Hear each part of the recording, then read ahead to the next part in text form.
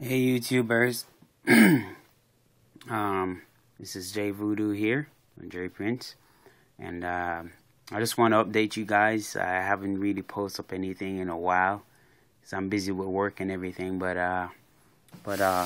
I'll be posting up some video in a few, I'll say in the next coming week. But for right now, I'm just gonna show you what I've accomplished so far.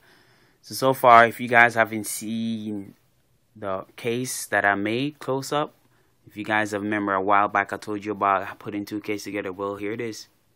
This is the two case that I've bought, and I bought these because they're cheaper, and cost me about $70 to buy two of these things. They're $39 a piece.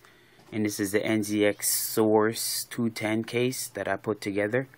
And I did this because since I water cool, I wanted more area to water cool and put more radiators, just in case I needed.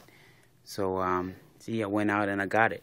So yeah, looks really clean, all well put together, as you can see. Yep, I blacked that side out with some nice paper. So, just to keep the whole theme clean.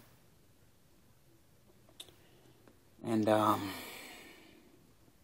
so my update to you guys is I have a few things that I've purchased and a few things that I've done.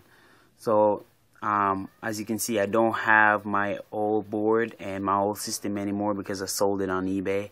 And the reason why I mainly sold that because I wasn't satisfied with the performance I was getting per se. I think it was a graphics card that was the main issue. Those two 570s couldn't overclock for nothing. I mean, I guess it was a bad batch for me. So I would say they're just a fail. They just didn't overclock as well as I thought it would. And but I think it's mainly because I wasn't using full cover blocks. I was using universal GPU blocks. I'm guessing some area of the video cards were getting hot when I overclocked, so that wasn't applicable at all. So at this time I just sold my whole bill, and this time I decided to get a new bill. So let's show you what I've gotten so far. So far I've gotten the bits power reservoir. And the reason why I got this reservoir is that I didn't want it too big or too small, but like the right side, and this was the right size for me. It's perfect. I think it looks cooler than the reservoir I had. And the thing about this is that you can always pull it off and clean the inside if it gets a little muggy by dyes or any UV color dyes you're using there. You can always clean it off. Versus the other one I had, it was closed up.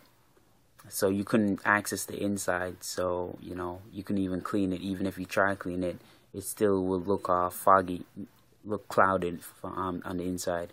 With this one, you can pull off the top and the bottom, and you have access on the inside to put something to scrub it, so that way it doesn't look cloudy.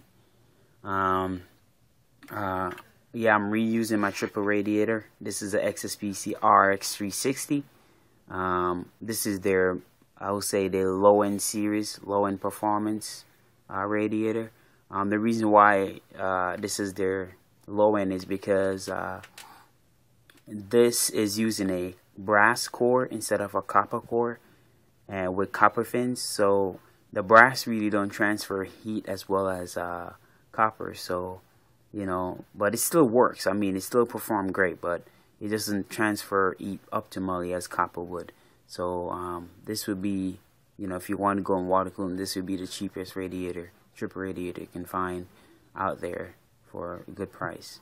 I also went out and I bought two of these. I have one back over to on the other case. These are the IN Performance series. These are the RX 120.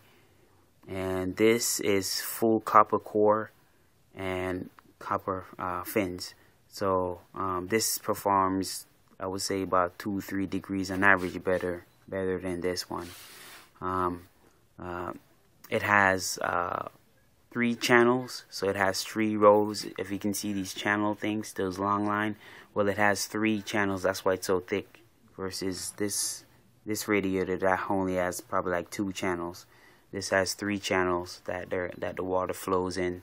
That's why this one is very good for, you know, cooling. You know, it cools very well because it transfers heat out the water very optimally. And I don't know if you guys remember, I had an EK Supreme iFlow. I changed that out for the Swiftech Apogee HD water block, and I wanted something new, and it looks clean to me. Looks nice, black and clean, and you know it matched the RAM very well. And I sold my I had a Team Extreme RAM 8 gigs. Now I got Wintech 1 Series 1600 RAM, 16 gigs of it, and I think they look much better. You know, I'm trying to do this full black theme, so I'm trying to keep it you know, clean as possible. What else? Bought a Rosewell power supply to match the next power supply I have back there. This is a 630 watt with 50 amps on the rail. It's a single rail power supply, which is this is pretty awesome, dude. You can't beat the price of this power supply. And I have a 530 watt back there with 43 or 45 amps on the rail, single rail as well. Rosewell power supply. So those, I mean, for $59 you cannot beat this. You can run this. You can use this power supply to run a 7970 overclock with a 2500 2600K overclock as well, and it won't even, you know, it won't even struggle to keep up with it. The cool thing about it is that it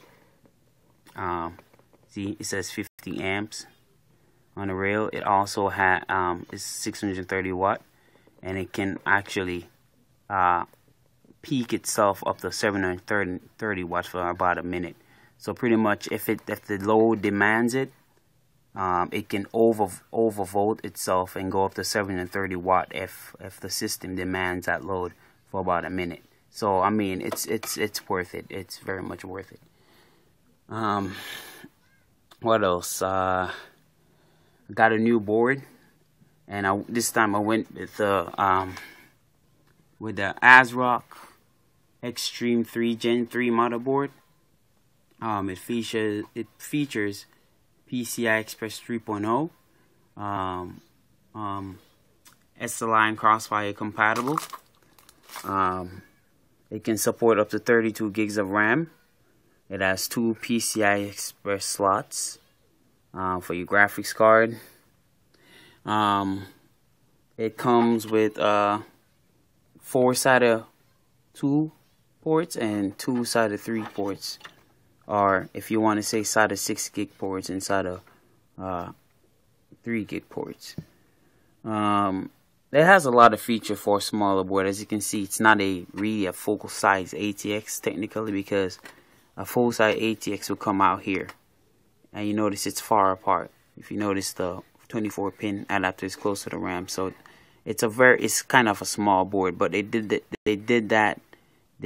sacrificed this to lower the price. You can get this off New York for $121 versus other board out there. So it's worth that little sacrifice. It's not a big deal. What else I have done? As you can see, I got the fittings.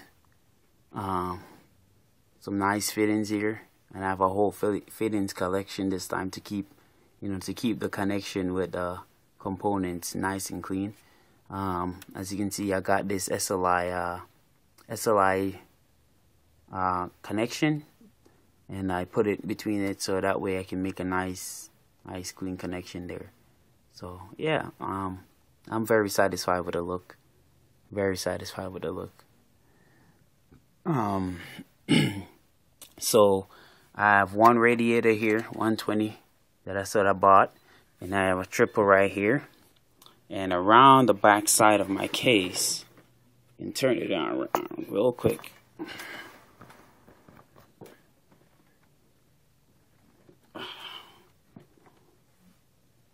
Around the backside, you'll see that it's a little messy, but no one's going to pay attention around here because once I put the side panel on, you won't be able to see anything around here.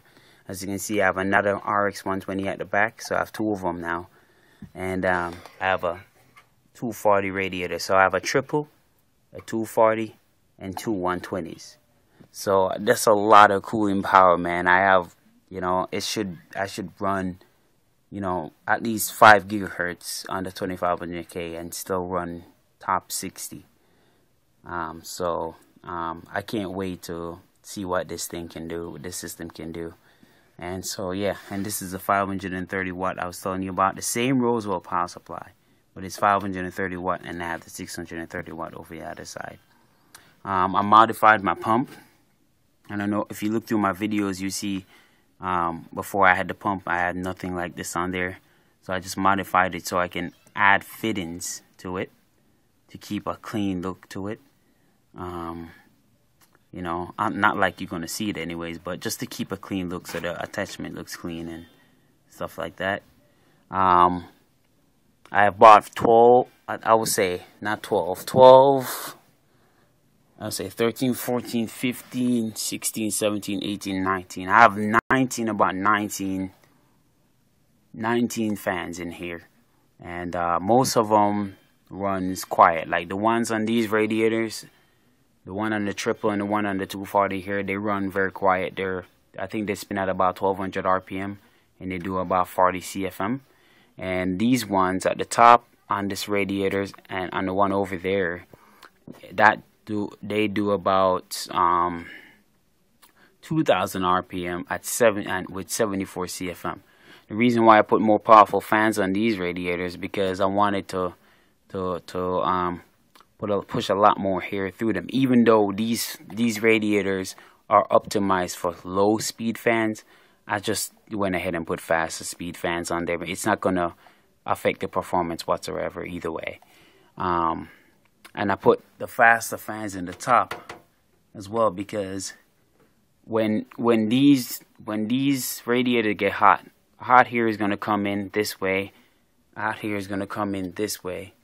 So as you can see, hot here come in this way, hot here come in this way, from this way, and then the fans on the top is gonna pull all that hot air out and up because hot air rises. So I'm doing what the natural convection would do, just pull the hot air up. So I just put these fans as exhaust so that way the case run cooler, the heat exhausts at the top, and I get cool here from the sides of the case. So cool air comes in this way, and then hot here goes up. Simple as that. So yeah, that's pretty much it, guys. As you can see, there's a bunch of wires back here, and just a bunch of wires. That's it. You won't be seeing around here, as I said. But however, if you want to know about this pump, I got this pump for only like $32, and it's been running for almost a year now. And I went on OCN and I was trying to tell people get these pumps. I don't see why you guys are getting all those expensive Lang and all those weird looking D5 strong, all this crazy pump when you can get your pump for $32 that does the same thing for less, But as I said, it really depends on your preference. I prefer the cheaper pump because it's as powerful as those pumps for $85 and it does the job. It's a 24-volt pump, so you're required to get like a controller for it. And I got this off Coolants for about, I think, 19 to 20 bucks. I'm not sure. It's been a while. So you just turn up the pump, because if you plug the pump in straight to the PSU, it's going to run at 12 volt, and it's not going to push as much water as if you had a controller. You turn it up, it's going to go operate at 24 volts. So it's going to operate at its maximum capacity, which I have it running for the whole year at.